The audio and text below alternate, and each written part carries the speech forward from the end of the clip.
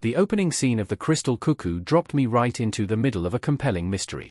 In a house that appears sequestered from the rest of the world, a man is washing blood off his face and clothes. A young boy, seemingly his son, spots him, and is quickly told to go inside. This is juxtaposed with a scene that takes place 15 years later, where a medical student suffers a sudden heart attack while on shift. Thus begins this Netflix mystery thriller, two stories that appear entirely unrelated on the surface, until the back and forth slowly unveils more information. The woman in the present day is Clara Malo, Catalina Sopolana, who receives a heart transplant following what happened to her. While she feels lucky, she also wants to learn more about her donor. Thus, the two stories grow more tightly connected the more she investigates. It's a promising setup for what winds up being a rather compelling presentation.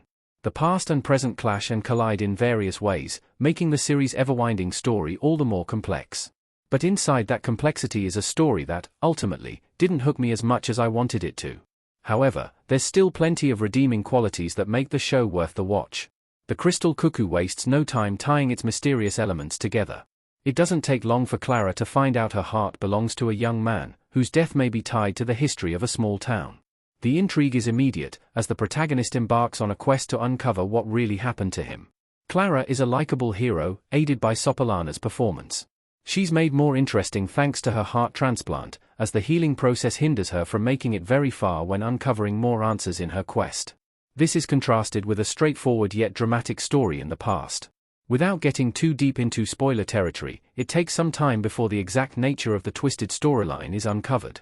There is a somewhat long stretch of the show where it's unclear why certain details are afforded to the past storyline, when it doesn't seem like they'll align in present day. Luckily, the Spanish drama series doesn't waste much time. Across all 6 episodes, the story remains compact and concise, with plenty of twists and turns throughout. It occasionally slows down during the present-day arc, as much of Clara's investigation doesn't wield the same fiery drama as transpires in the past. But everything is made to feel important overall. Yet the one issue with the pacing is a lack of in-depth exploration of some key characters. While there are specific figures, especially in the past timeline, who get a chance to shine more readily than others, some significant people don't have as much importance as they could or should. This includes Clara herself, who begins complex, but feels more one-note as the series continues. Despite its compelling angle, The Crystal Cuckoo doesn't make for an interesting mystery. The foreign Netflix series' biggest problem, however, is that the mystery itself doesn't have the oomph it needs to be as interesting as its presentation. While there are some twisted, oftentimes dark events and motives throughout the show, I wasn't very hooked on the way it was all happening. There were times that the show, in its lack of wasted time, felt like it needed to breathe a little more. I wanted to get to know the characters and understand their situations more readily. And while this was the case for some, including one episode whose sole dedication was to a particular major player, the events behind the town's shaded, sordid history didn't feel as interesting because of the characters' lacking depth. This, however, doesn't discredit the strengths of the series.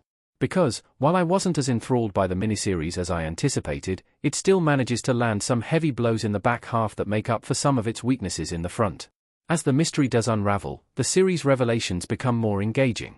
Although the build-up being stronger would have left me with a better impression, it's not for a lack of trying on the show's part.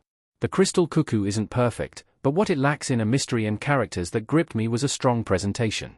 The show competently keeps itself from wasting any time, always moving from start to finish. It makes the series admirable, even if I wasn't personally as engaged.